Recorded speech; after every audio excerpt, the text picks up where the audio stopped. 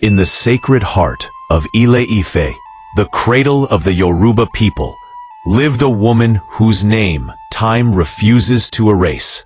Her name was Queen Moremi Ajasoro. She was more than a queen. She was a vision of grace, wrapped in royal garments woven with gold. Her skin glowed like the morning sun. Her eyes carried both gentleness and fire. The people adored her, not only for her beauty, but for her wisdom, her courage, her compassion. Life in Ile-Ife was rich and full of joy. In the markets, women sold food and spices. Laughter rose as children played under the shade of great trees. Men carved wood, smiths hammered bronze, and elders shared tales beneath the setting sun. The kingdom thrived, and its people were proud. Yet in the midst of peace, whispers of terror began to spread. Then came a night that would stain history. The Igbo raiders, strange invaders feared by all, descended upon Ile-Ife. But they did not look like men. They covered their bodies with grass, their faces hidden, their movements unnatural. To the eyes of the Yoruba people, they appeared as spirits, gods of the night. They struck like fire. Huts burned, mothers wailed, fathers fought with spears, but fear broke their courage. For how can men fight what they believe are spirits? The ground trembled with chaos, and in the thick smoke and cries of her people, Queen Moremi herself was taken. Her golden robes torn, her wrists bound in chains, yet her back remained straight, her chin lifted high.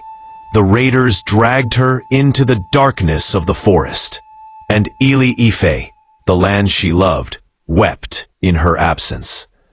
In the enemy's camp, Queen Moremi became a prisoner. At night, by the fire, she watched as they danced in their grass costumes, their drums echoing into the deep forest. She saw their masks, their strange rituals, their frightening chants. To the world, they looked supernatural, but to her sharp eyes, they were simply men. She studied their movements. She memorized their tricks.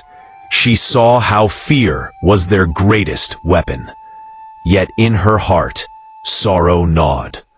When the fires burned low, she sat alone, her hands clutching her knees, her tears falling silently. She thought of her son's laughter. She thought of her people running in fear. She thought of the gods of Ile-Ife and prayed for strength. And strength came. Moremi pretended to obey, her face calm, but inside her mind was a storm. She carried a secret, and soon it would return with her to Ile-Ife. At the break of dawn, when the enemy was weary, Moremi fled. Through forests thick and endless, her feet cut by thorns, her robes torn to shreds, she ran. Behind her, voices shouted, feet thundered, but she ran faster, driven not by fear, but by love for her people. At last, her weary eyes saw it, Ile-Ife. The golden walls, the familiar gates, the place her heart belonged. Her people gasped, then cried out in joy. The queen had returned. Women threw themselves at her feet. Children clung to her. Warriors lifted their voices in praise. The queen was back, and with her, the truth. She revealed what she had learned. The raiders were not spirits. They were men. Men in masks of grass. With this knowledge, Ile-Ife would never be deceived again. And so, with her wisdom, the kingdom stood stronger than ever before. But victory carries a price. Moremi went to the shrine of the gods to offer thanks. Yet the gods demanded something in return. They said, "You must give us your most beloved possession." Moremi trembled. What possession could be greater than the beating of her own heart? Greater than her crown? Greater than her throne? Her son, her only son, the child she had carried, the light of her soul. She wept as no mother had ever wept before. She held him in her arms, her tears falling on his cheeks, whispering, "Forgive me, my son, forgive me." And then she gave him to the gods. Her son was gone. Her cries pierced the heavens. The queen who had saved her people had lost what was most dear. From that day, she lived in grief. She had won freedom for Ile-Ife, but her soul bore a wound that would never heal. Yet history remembers her not in sorrow, but in honor. Today, her statue stands tall in Ile-Ife, Queen Moremi Ajasoro, the woman who dared to face fear, the mother who gave her child for her people, the queen whose sacrifice lives forever.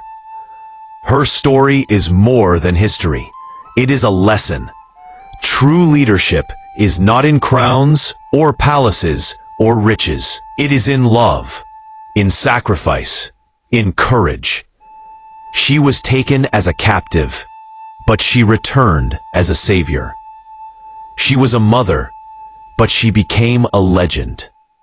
And to this day, the Yoruba people and all of Africa whisper her name with reverence.